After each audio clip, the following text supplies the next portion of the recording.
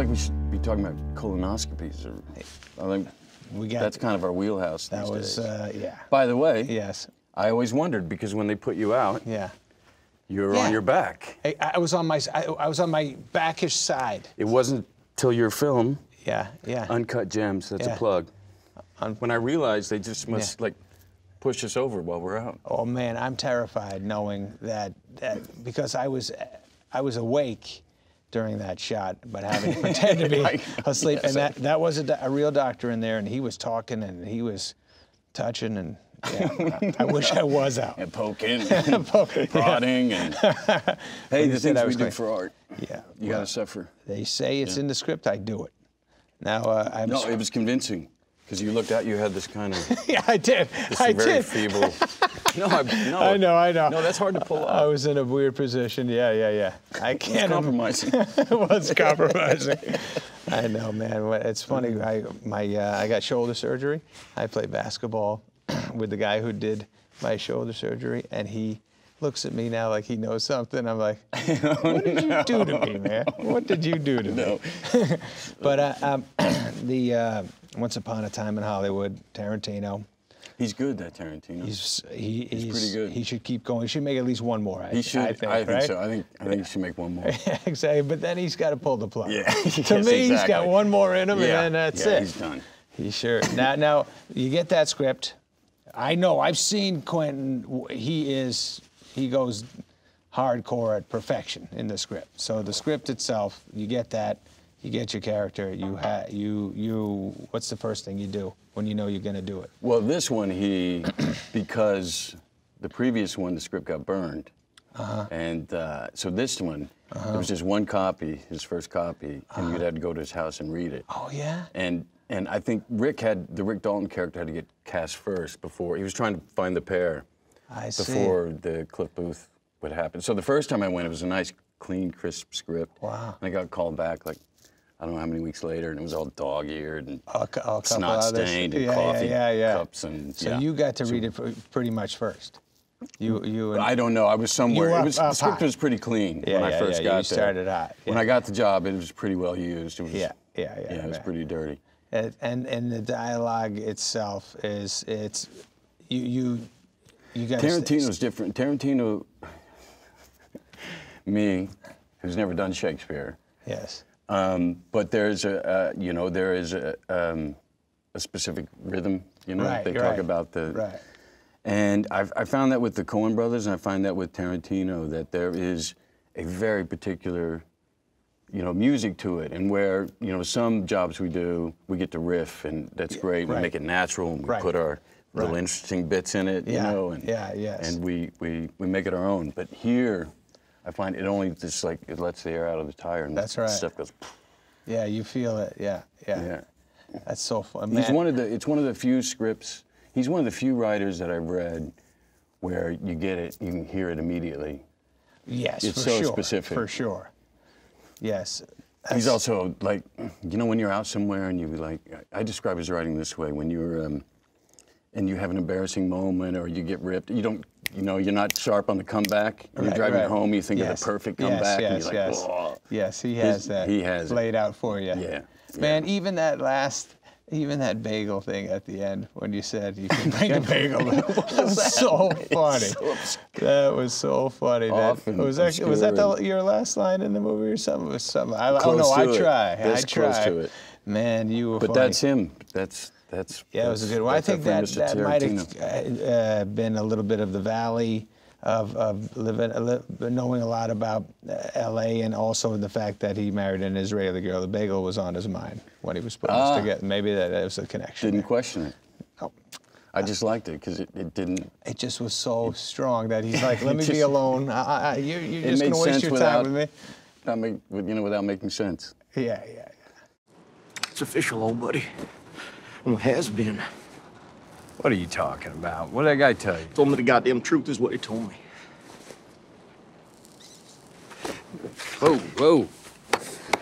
Hey. I'm sorry about that.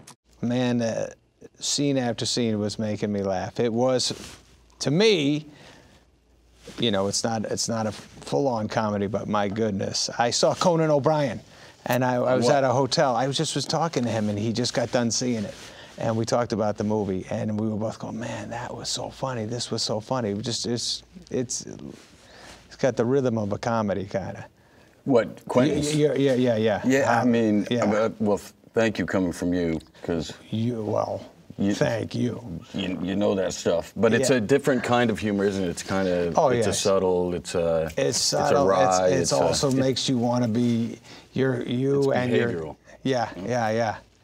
Well, the Bruce Lee scene, man, you just laughing on the side and just getting excited about a guy boasting and just being of all people.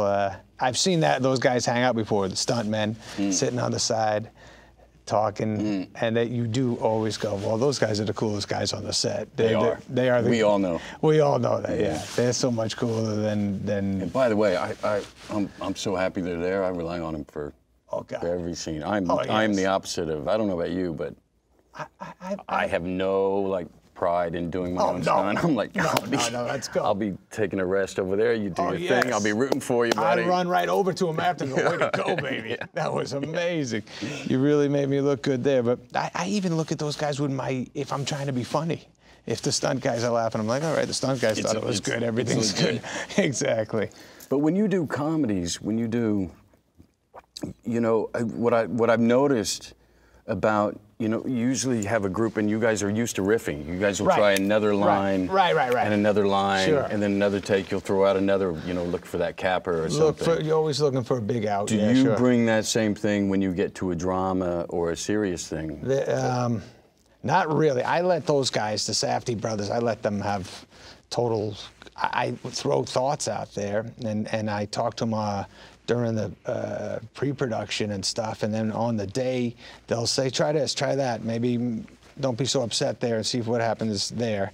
We did, and not like with the Quentin, we did go off the script a little bit, mostly script, but then on occasion, before action, I would be back in a different room about to enter a set, and the Safdie guys would say, hey, maybe say this when you go out there, see what happens, And we went off like that a few times. That got in there. I just figured that would be amazing training, because it takes a while to be able to get that loose where you can. Yeah. And in truth, I find the scenes end up best if you're operating that same way. Like the lines don't have to be different, but your approach is different. Yeah. Your tone's different. Right. Yeah. And I just thought that would be. I was really impressed with you guys the way you do that, and I thought that's really that's the way to approach a scene. I see you out there when the stadium's all booing you. You're 30 up. You're still going full tilt. Let's see what has Vegas got you guys at tonight? Take a look. Let's see. Are you serious? You're gonna put this up right here? Look at this. The Sixers are supposed to win the game tonight. It's so funny because when you do a scene and you got to cover a scene and do the master and blah, blah, blah, and shoot, there's nothing better than somebody coming up with a new line. All of a sudden, it's like the freshest thing to you. You say that new line, you're like, can you give me 5 more new lines? Because I think I'm getting stiff here with this other stuff, And that was nice.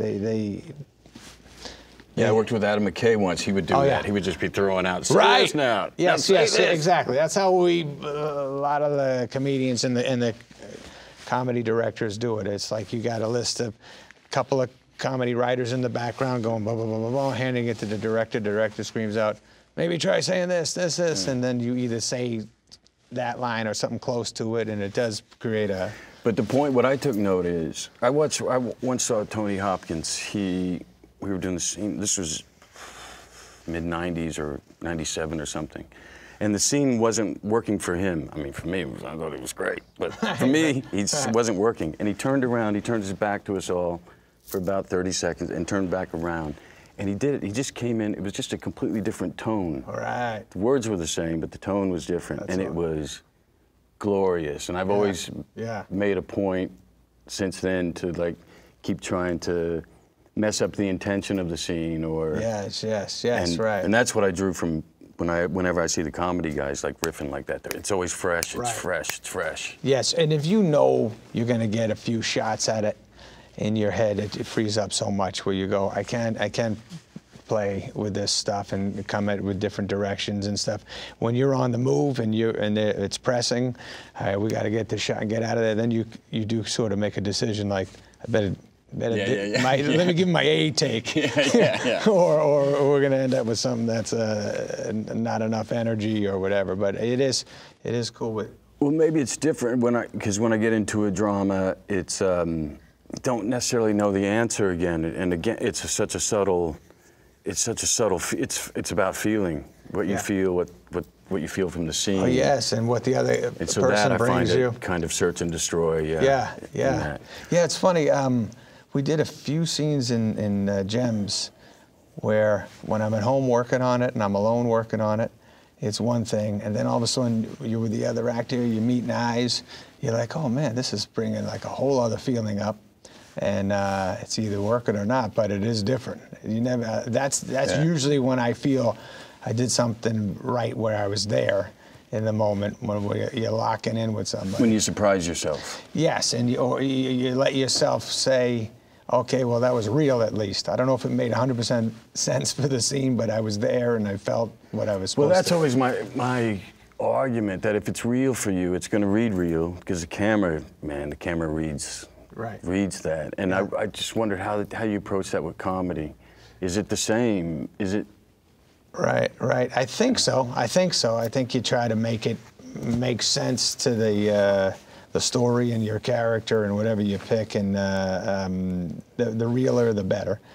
But it's then there are guys who come at it where they step back from it being real and do something bananas, and it's funnier than anything you could do. So. But well, I would say I see that in some of your other stuff, like the really irreverent ones like Zohan and stuff. Right. But I equate that too to like Will Ferrell, you know. Yeah. He's incredible at that. But it's still, there's truth in. He always looks what like he's making guy fun you know. of, you know. Yes. And there's he truth in what always you're looks making fun in of. the scene as that guy, as whoever person he's playing. You believe Will Ferrell is in that situation and being put upon or taken over or whatever he does. He is incredible at that. Well, what I love, but you are too, you guys are making fun of truthful situations. Right, it can get absurd, it can get bananas, but there's truth in the thing. Yes, you try. But all right, back to Uncut Gems. Yes, okay. I'm a little obsessed with comedy right now, that's why I'm banging on your door that way. I love when you, I love that you like But this movie, first of all, hats off, man. Thank was you, phenomenal. buddy. I'm so happy you liked it. I had such anxiety watching it. Yeah. It looked like a ball to make. It was. Except for the panic scenes. It looked was really difficult. There was some heavy moments, yes, sure. But there was so many people in every scene. It was so rat-tat-tat, everybody going nuts, and it was alive most of the time. It was alive. Yeah. It was noisy, it was chaotic, it was a lot of energy going. Yes, yeah. Like very kinetic. Yeah, man. But watching it, oh my God. I was so anxious. Yeah, right. Your guy, you know, watching someone, you know, the way they describe an airline disaster is like a series of bad mistakes. It's never like one mistake. Sure. And when you watch, like, just a man just keep making bad choices. Yeah, that's right. It's so funny too, because you know when you're shooting, it's scene to scene. It's you in the morning you shoot one scene and you go, oh, that's where he makes that wrong decision. Okay, let's concentrate on that. But as a whole, when you watch the movie back, you're like, oh yeah, that does get on you, man. You feel terrible. The guy can't get it together. But doing it though, isn't there a certain perverse freedom in it? Oh my God! Playing yes, it, isn't there a sense of fun? This was probably the most free I could ever be in a movie. He made so many mistakes and was so unlikable at times, and that he was never unlikable. Well, never. In my head he was, but I'm glad. He was never unlikable. Yeah, that's good to know. In fact, you worried for him, and that's why it was so like that's great. Anxiety that's producing. Great. Yeah, that was shockingly cool to get to be that guy. I think you are the most annoying person I have ever met. I hate being with you. I hate looking at you. And if I had my way, I would never see you again. It's because you're mad. You're mad, and it makes sense. You know, this is something one of my favorite things you've ever done is Punch Drunk Love. Yeah. With PTA. Sure. And he's the man. But there's something in everything you do. I mean, we go way back. Yeah. But what I love about, it's what I love most in people. But what I'm trying to say is, there's always a kindness that you bring to all your characters. There's a kindness of heart in the back of it. It's why you care for your man in Uncut Gems so much, and you worry for him so much. That's amazing, because there are times I think I'm being strong. I think I'm being in my head. You are. But you are being strong, right? And you're being There's something no matter what I do that it's a little like something about me slightly goofy at all times. So it kind of makes you go, I don't know. He's off a little bit. Something weird. No, you're definitely off. No question. Yeah. I try not to be, but it turns out that it goes that way. But there's this thing underneath. Sorry, you were going to say? I want to talk about you. That's why. Okay. We're not getting off you just yet. Okay. Yes. But there is this. I don't know. It's something that's unexplainable. It's probably something you're not aware of. I mean, you have a reputation for being very kind, very honorable, and honorable with friends. I don't think that's so known out in the old universe. Yeah. And I got great respect for that, but it reads in the characters, and that's why I like Punch Drunk Love so much, because it's so embodied in that character. He's so. Oh yeah, that guy is such. Having warmth and he's wanting something too. Yeah, I know. Yeah, he's trying. He's trying so hard. And well, I have that. Okay, but let me just, of course, can I just say, watching you, we're going to talk about Hollywood now. Once Upon a Time in Hollywood. But your character to me, so again. Like you're saying about me, I thought your guy was so warm, so kind, loved Leo's character, was his brother, made Leo feel proud of his performance as his character. I love that you sat and that was so funny when he said, "You want to watch me the show?" And you're like, "Well, I couldn't think of nothing else I'd rather do," or something, whatever the line was. It just was so genuinely loving. Like, that's my buddy. He loves when I watch and tell him how he's doing a good job. And that was the best. That was a real friendship. It reminded me of a lot of friendships that me and you have mutual friends. It reminded me of my feelings for the guys we hang out with. It was just like,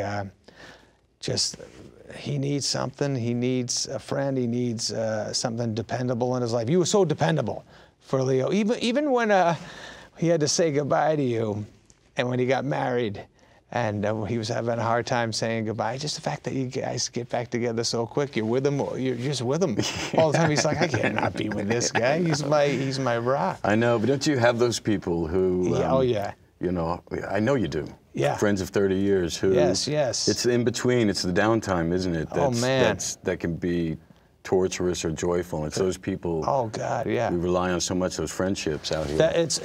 Even when in one of the best scenes when the guy punctures your tire, there's like pain. You're like, besides the fact that we're so excited to watch you possibly pummel this guy, because we saw what you're capable with a fight earlier in the movie. Just like the fact that he damaged your buddy's car, and you're like, man, you can't do that, man. That's it. Like, it hurts you. Like, besides it being a job for you, you're like, it means a lot to him, that car. Yeah, that was great. It was nice playing a guy with who had kind of evolved past drama. So there was never. Those, like, some of the scenes, you had panic scenes in Uncut Gems. Right. Where you're in full panic breakdown mode. Like, you're scared for your life. Like it could the walls could come tumbling down. And those mornings when you go in and you gotta put yourself in that position. Yeah. It's an exhausting kind of day. You know what you're up for. You're up for a 15-round fight. Right, When exactly. they're only 12 rounds now. Yeah. like it was almost a bit of a joy not to, this was a guy who'd found his, found his you peace. were at peace, He man. was like, Your character was very. listen, I'll look for the best in people. Oh, man. I expect the worst. Oh, my surprise God. me, and if not, we'll deal with it as it comes along. And that was like, well, that's what no made you hassle in love the this castle. guy so much. He's so confident and cool, and your days alone when you would drop Leo off at the set and be like, I got some errands to make, and just those drives when you would see one of the young hippie girls hitchhiking and having a little eye contact session. It was just so, you were so happy for like, all right, he's getting to enjoy his day a little bit. He's flirting, having fun. Well, look, Red, I'm coming in there. With my own 2 eyes, I'm gonna get a good look at George. And this ain't stopping me. So I was thinking too, when I watched Ad Astra and I saw you had so many days where, first of all, the way it was shot was incredible. Hoyte van Hoytema, one Good of our best. Lord. Yeah, beautiful. Good Lord. And James Gray, but yeah. he's one of our best. My God, man. And just the timing of like the shield of the helmet coming into where we actually see your face from it, and your emotions were so powerful.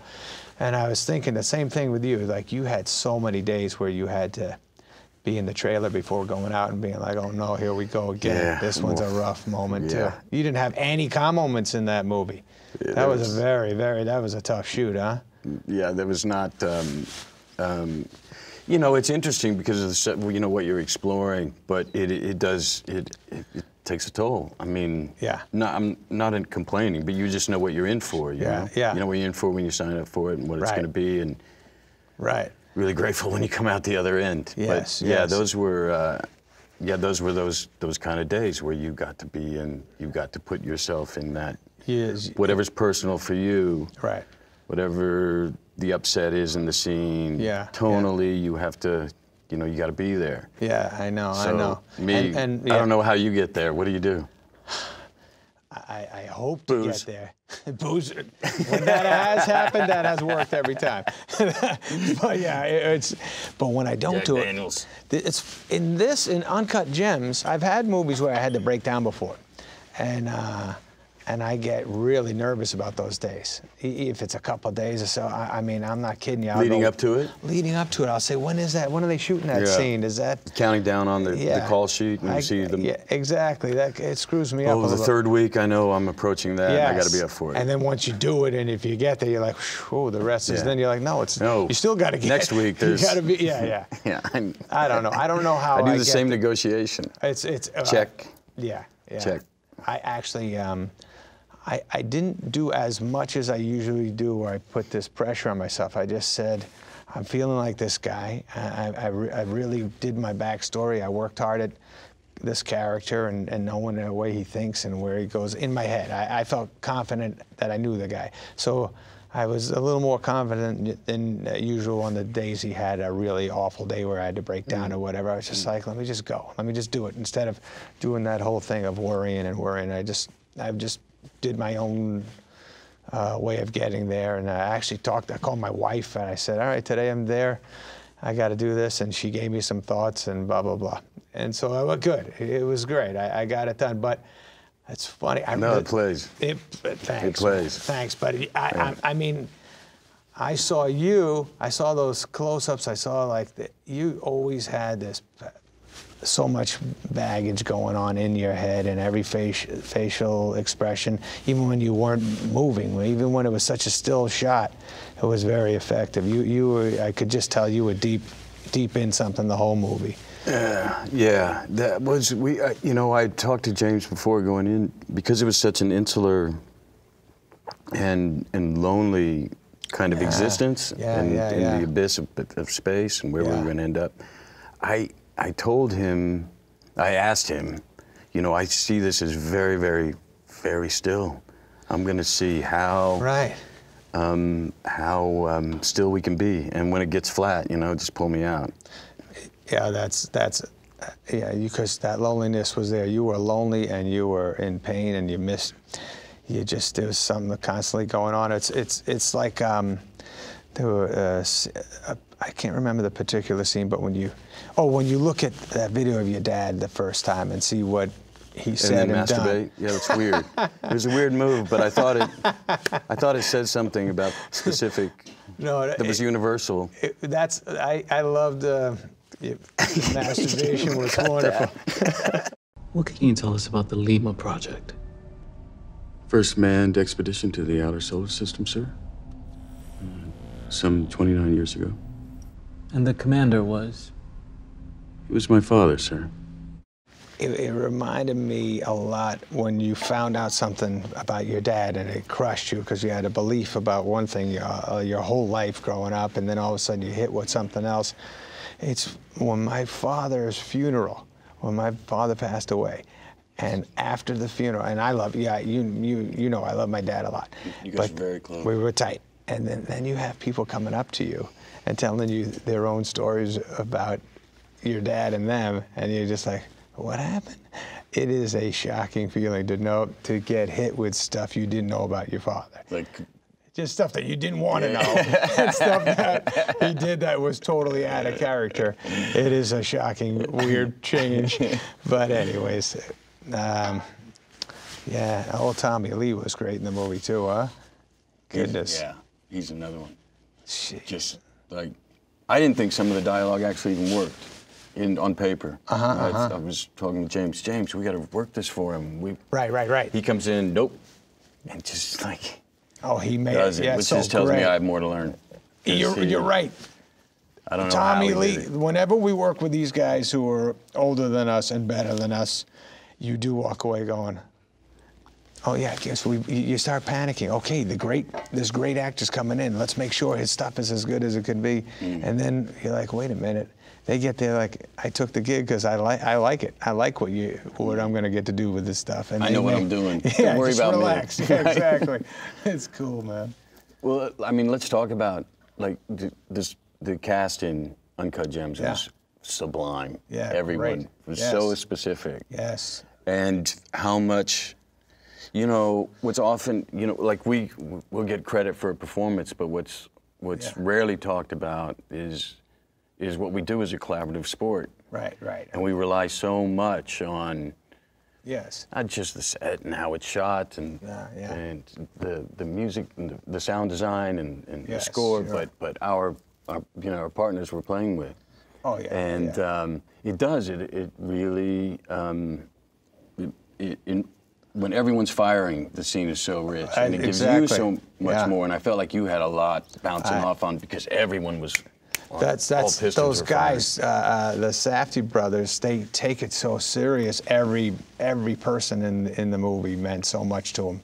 So they had legitimate people there, people who aren't actors, people who are really jewelers, people who are, you know, the FedEx guy in the movie who just drops off the rock to me. Right. That's the 47th Street FedEx guy. Like they just like, we love his look. We want him. He'll play it more real than him. You know. They made that very easy for me to be more alive in every scene because it all felt legitimate. And then and then the other parts, I mean, Well, you blended right in. Lakeith Stanfield is amazing. That kid is incredible. Yeah, no, he's incredible. He is deep, and he goes all day long.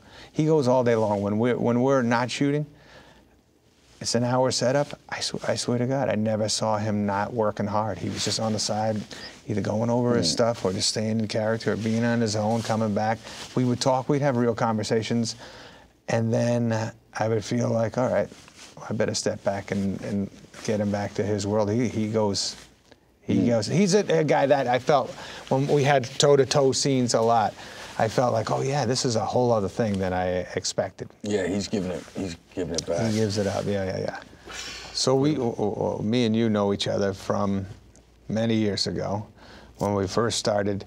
We kind of like started getting to do more and more of what we wanted to do at the same time. Yeah. We both kind of, maybe, I think you were ahead of me, but like in the same era of getting to do stuff that was important to us. And we're still getting to do that. I don't know how the hell that happened. Yeah, we snuck through. Sneaky. Sneaky bastards. This could be it, though. Well, we ended hot. Maybe, yeah, let's not get cocky. Exactly. But yeah, I feel like. No, when we started, it was. I mean, I got out here at the end of the '80s. When did you? Right, yes. When did you go? Early '90s? I finished college '88. Got here like '89, end of '88.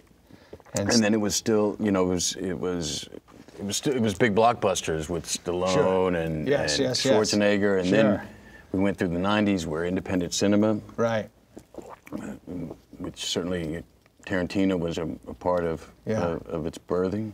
Yeah. And we went through that, and then I don't know what we call the aughts. I don't know how I would define that. But then streaming services came on. Yeah. And it's been you know, in early 2000s, you could see films, you know, it was getting harder and harder to make interesting material. Like, you could see it heading towards the blockbuster. And this was mainly because, as you know, print and advertising was so goddamn expensive. Yeah.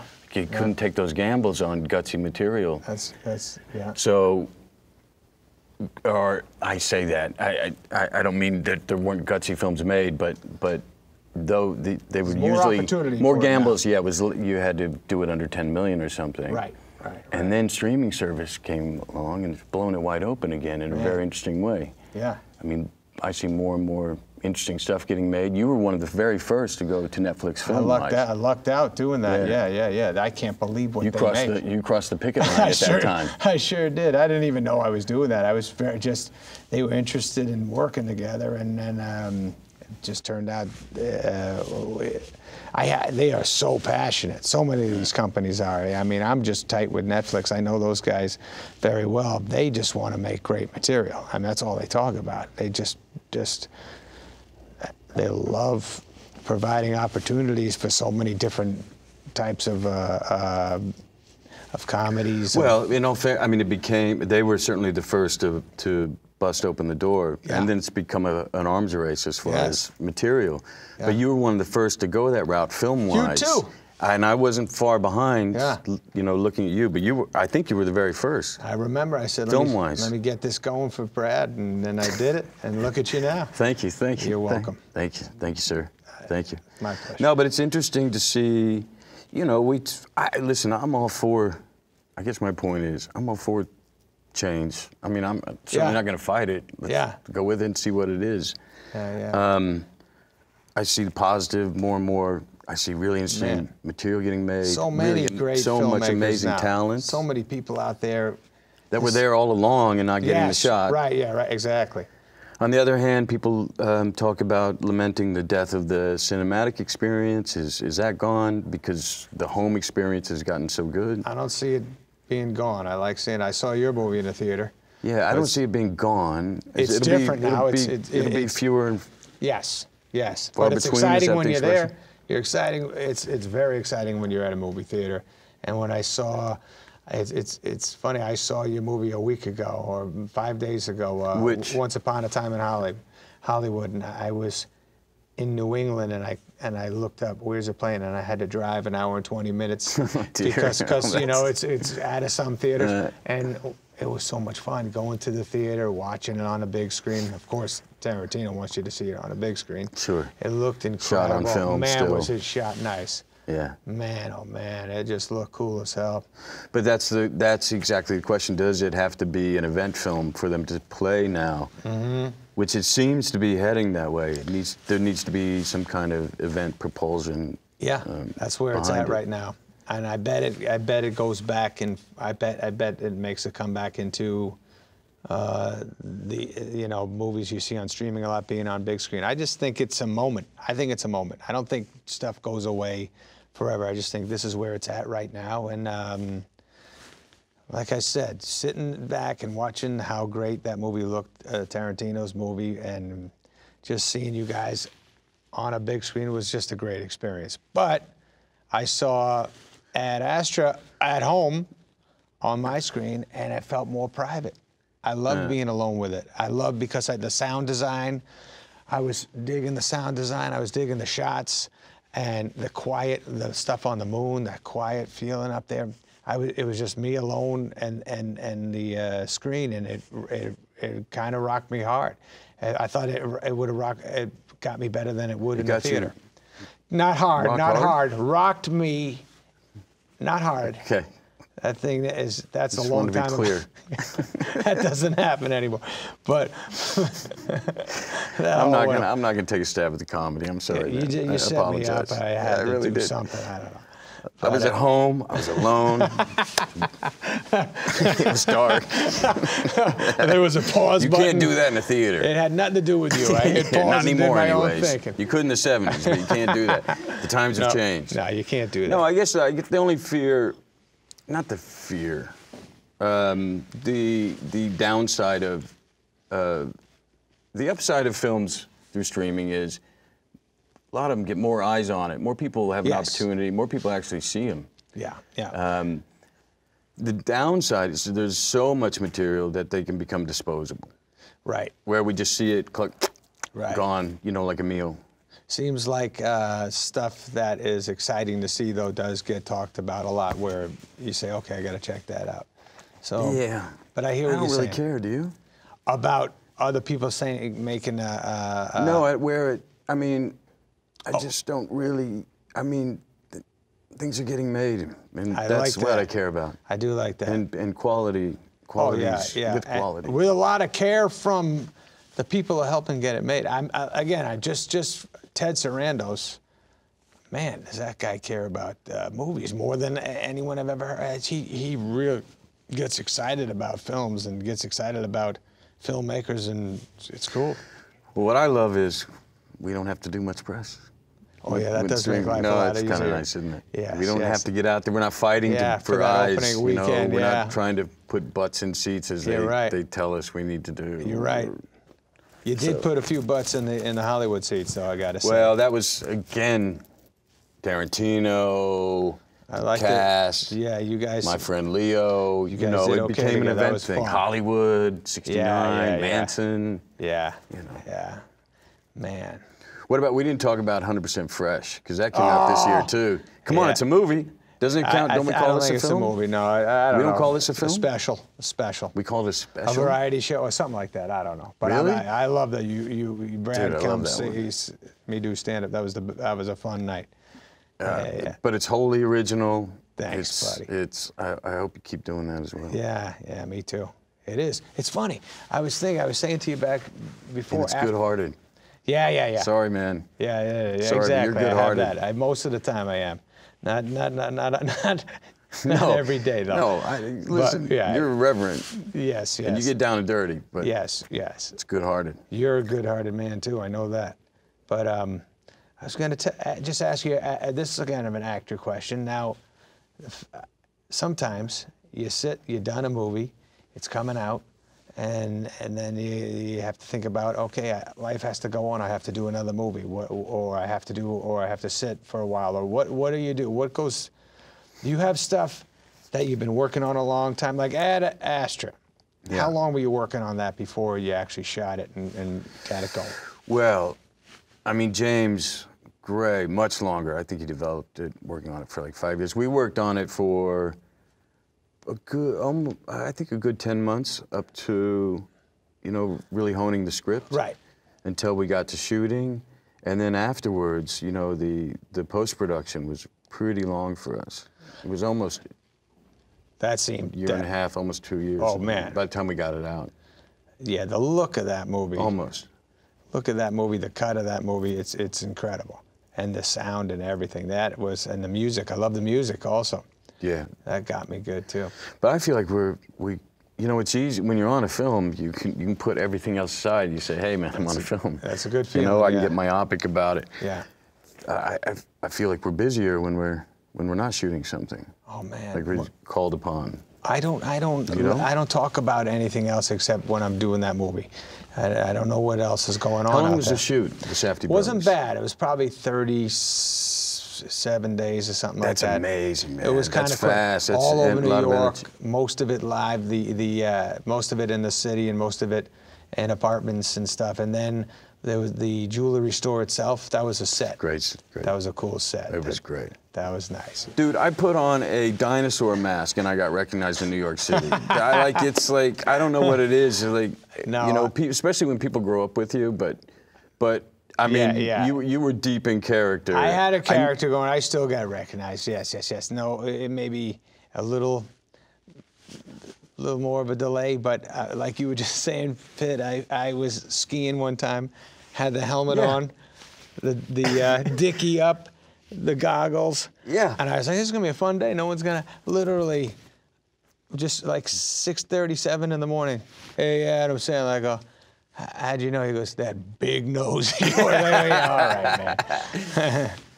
No, I think it's something in growing up. We can discuss it later. I won't waste it here. But just our body types, and people just know, like when you see the Bigfoot in the forest. You know, it's like yeah, the body types are Brad's body, and then my scoliosis pops out. People go, there's Adam. Huh.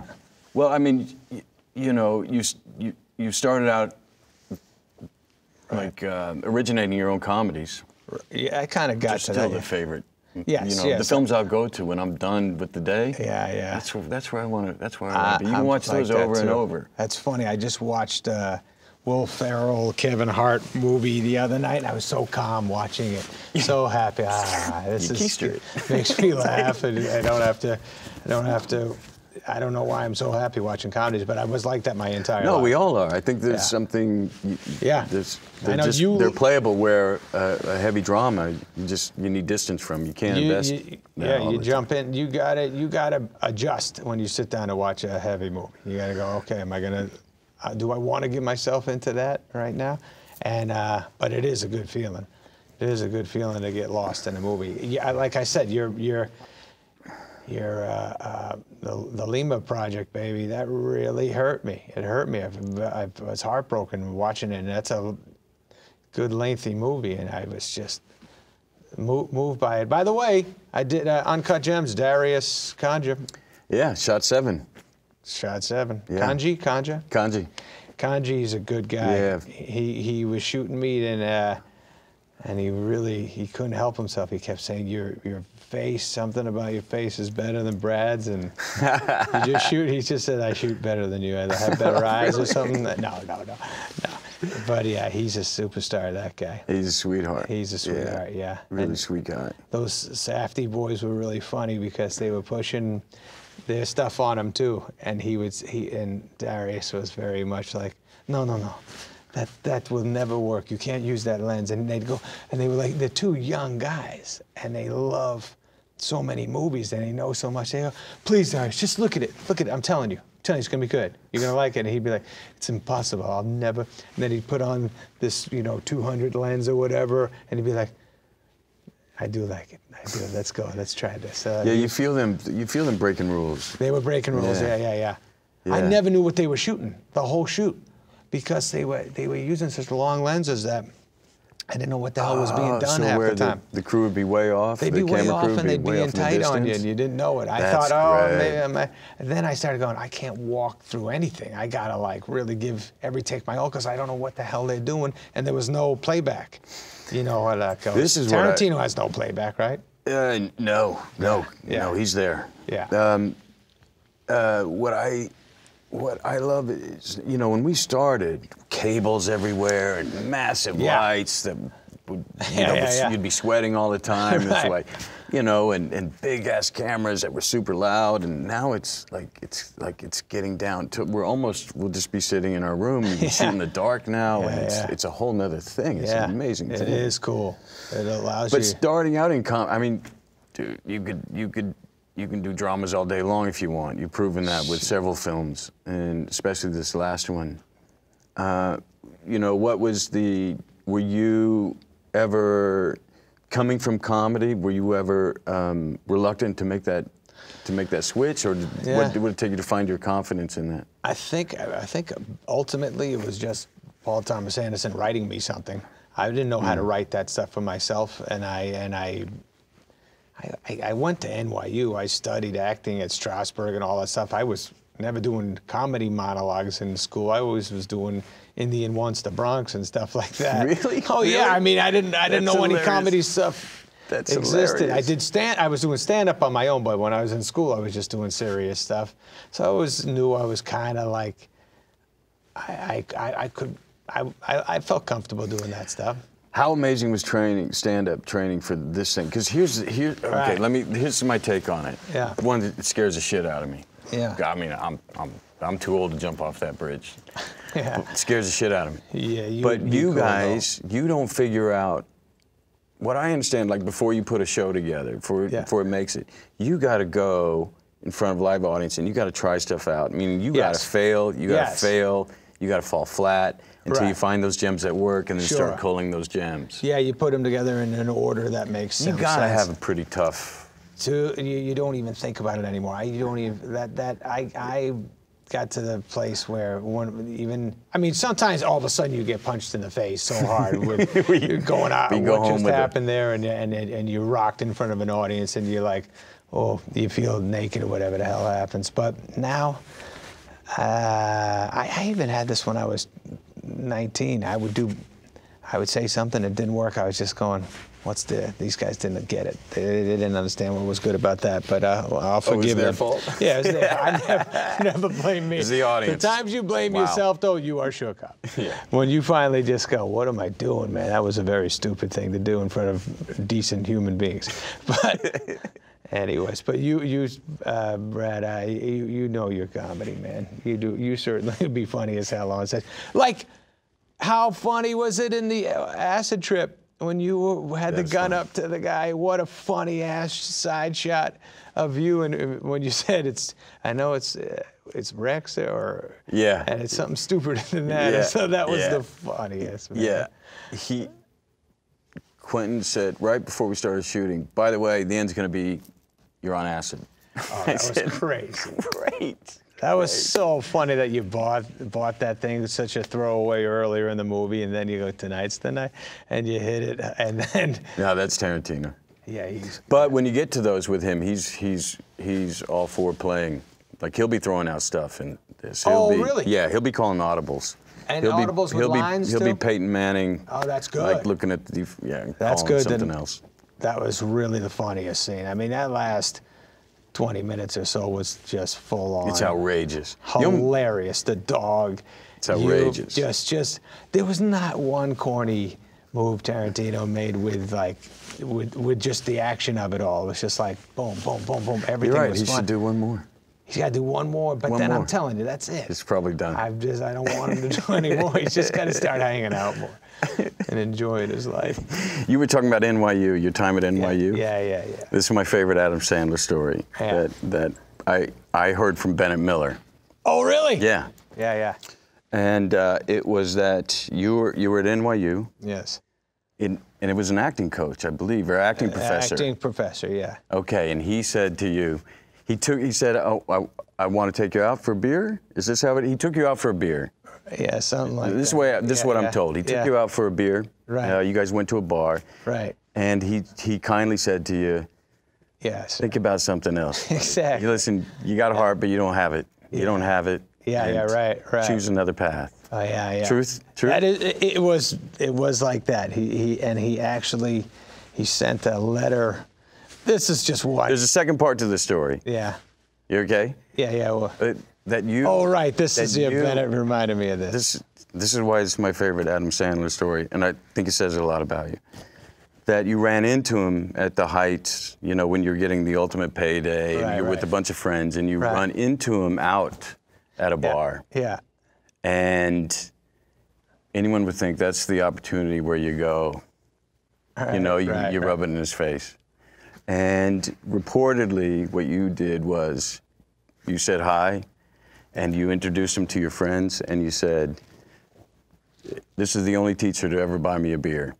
Something like that. That's right. Yeah. True? Yeah. I love that. Of course. I love that. Thanks, I think that's the guy I know, and I think that's why you're here after all these years. I love you. You too, Brad. There's nobody. I mean, I even when I would talk to you about, I just got done seeing your movies, and I was just trying to tell you how much I loved them, which they both crushed me. You didn't want to talk about that for 1 second. You just thank. Yeah, you know what, man? You don't want to sit in here. Doesn't it feel like you get on to the next? Yeah. Like we like to live our lives and. Yeah. But I got to tell you, when you tell me I did good in Uncut Gems, that feels good. I can sit in that a little bit. I'm like, because what you've been doing over so many years and crushing for so long. When you tell me I'm doing something good, because it's not I'm so much more comfortable with the comedy, and if you're saying I'm doing well on this stuff, that does feel nice. Crushed it. All right on, baby.